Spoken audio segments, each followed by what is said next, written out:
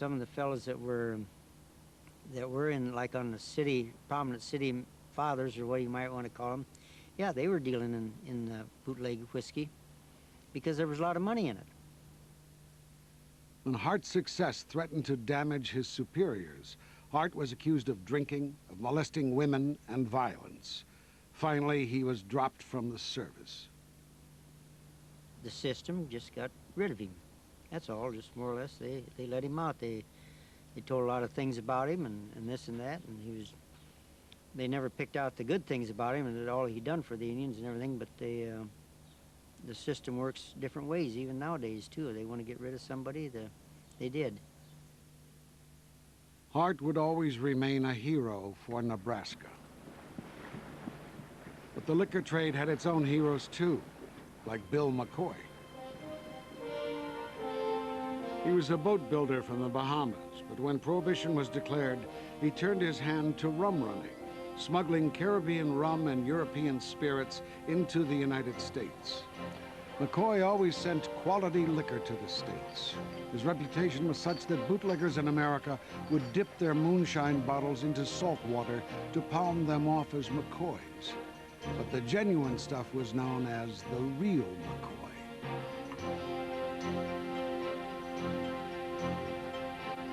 In just one trip, McCoy could make over $300,000.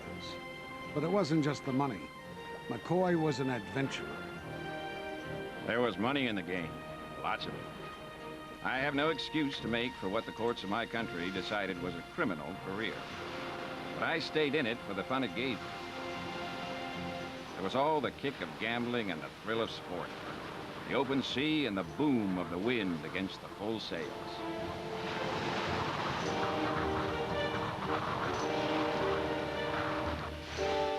On reaching the U.S. coast, McCoy would sit just outside territorial waters, waiting for smaller boats to make the run to shore. As more and more rum runners followed McCoy, they created a fleet of floating liquor stores up and down the coast, known as Rum Row. If they stayed outside the U.S. limit, there was nothing the Coast Guard could do. They would sit watching the schooners laden with boxes of booze without being able to arrest them.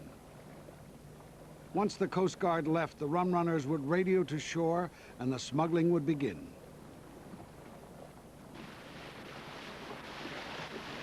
McCoy began to search for safer places to store his liquor. Just off Newfoundland, he found it. The French islands of Saint-Pierre and Miquelon were ideally placed as a stop-off between Europe and the American coast. In 1922, when McCoy sailed into Saint-Pierre, he changed the fortunes of the French islanders forever. Mine was the first rum-running ship ever to reach Saint-Pierre, a bleak island with a stone-scattered beach and a little colored houses. I opened up the liquor trade from that port. And since then, it has brought the inhabitants of that formerly poverty-stricken island millions of dollars. Bill McCoy was a gentleman that was well known in Saint-Pierre because he was one of the highest figure of the trade, and of course he operated a schooner, a nice vessel, which was named the Arethusa. Others followed McCoy to the island of Saint-Pierre. Almost overnight, the quayside was transformed into a busy shipping dock. The small island had become a gigantic clearinghouse for liquor destined for American cities. Marcel Girardin got his first job in one of the warehouses on the wharf. The docks were full of cases mountains high, and it took us 2 to 3 or 4 days, to take it to the warehouse, because at that time there were only oxen and horses wagons to take it, so it took a lot of time. The people of Saint-Pierre grew rich. Every month, 80 rum-running boats arrived. The harbor was enlarged. Trucks replaced horses. Warehouses were built. There was so much champagne, the boxes were used to build these houses. And then the big international liquor companies moved in. The town became a magnet to Canadian merchants keen to exploit American prohibition.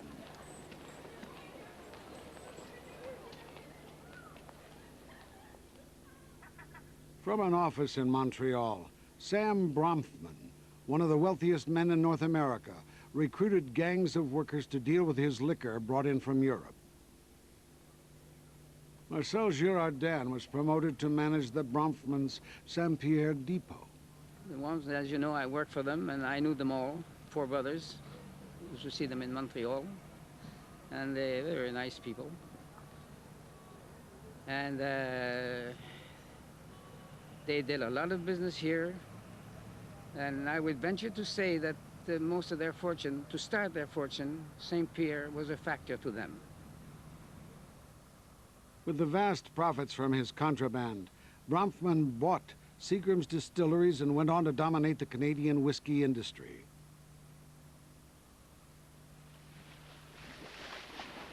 Individuals like Bill McCoy could not compete with muscle like that. In 1923, when the Arethusa strayed into U.S. waters, the boat was seized and he was arrested. 9 months in jail put McCoy out of action, but he was already yesterday's man. What was once a sport has become big business, with small tradesmen frozen out. I quit when adventure went out of the game and big business came in. And when I quit, I stay quit. In 1925, Calvin Coolidge became president. He promised to combat the growing rum-running trade and immediately equipped the Coast Guard with more men and faster boats.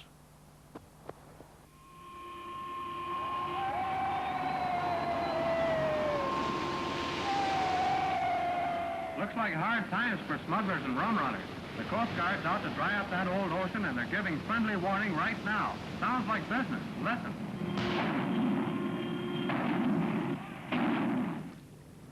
But it was still not enough with over 18,000 miles of United States coastline to watch over. Long Island, with its small inlets and sandbanks, often obscured in mist, was a haven for smugglers from New York.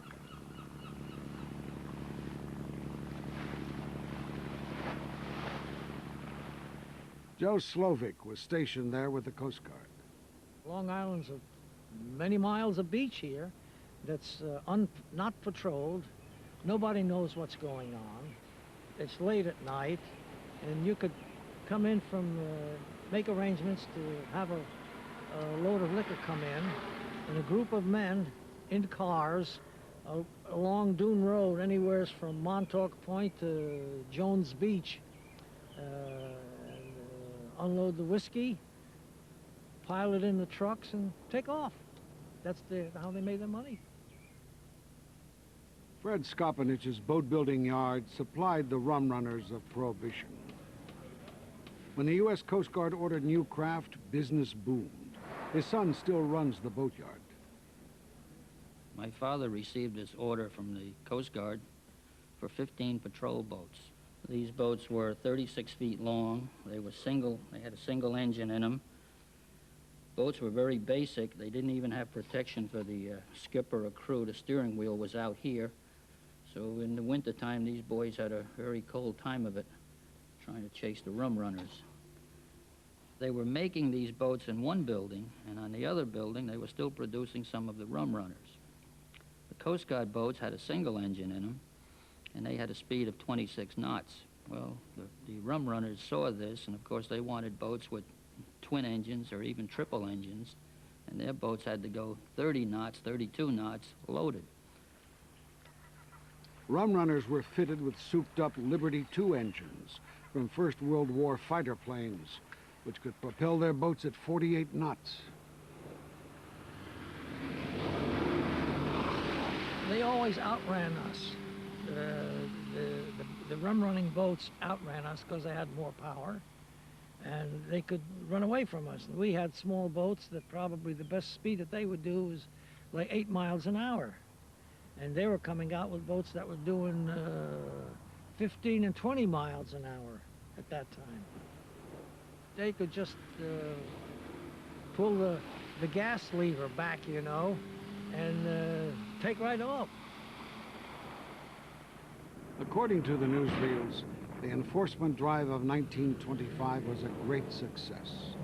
It was the small-time smugglers, not the big boys, who were being caught.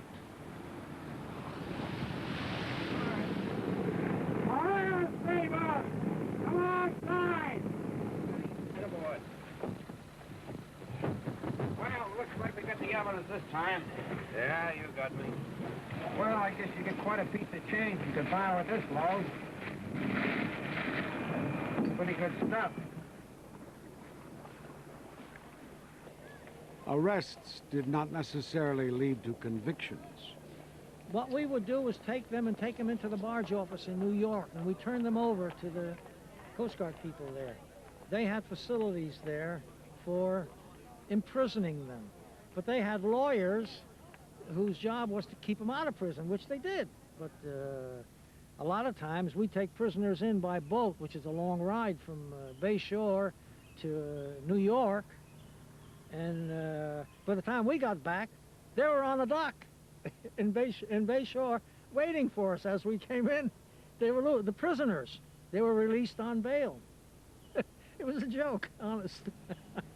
They'd laugh at us, we'd laugh at them, you know. But that was our job.